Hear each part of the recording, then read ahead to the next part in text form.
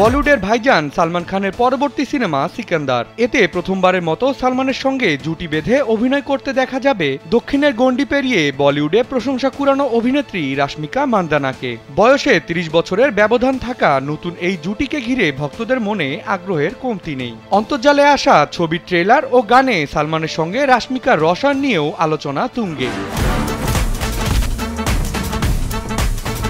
সাজিদ নাদিয়াদওয়ালার প্রযোজনায় সিকান্দার সিনেমাটি পরিচালনা করেছেন গাজনী খ্যাত পরিচালক AR মুরগাদাস। ভারতীয় গণমাধ্যম সূত্রে জানা যায়, ডিজিটাল, স্যাটেলাইট এবং গানের রাইটস মিলিয়ে সিনেমাটি মুক্তির আগেই আয় করেছে প্রায় ১৬৫ কোটি রুপি। আসছে ঈদে মুক্তির অপেক্ষায় থাকা সিনেমাটির বাজেট প্রায় ৪০০ কোটি রুপি। এবার প্রশ্ন আসতেই পারে, বিগ বাজেট এই সিনেমায় কত পারিশ্রমিক পেলেন সালমান ও রাশমিকা?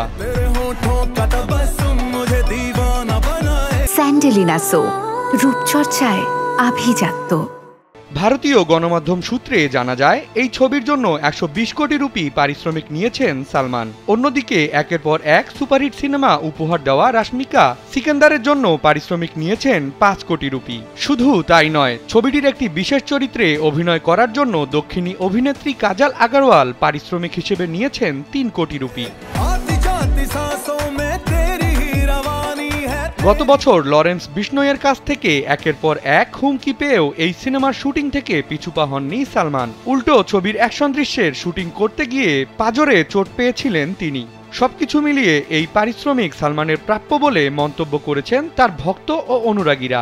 এই ছবিতে সালমান রাশমিকা ছাড়াও আরও অভিনয় করেছেন দক্ষিণী সিনেমার জনপ্রিয় অভিনেত্রী কাজল আগরওয়াল, শর্মন যোশী ও কিশোর সহ আরও অনেকে।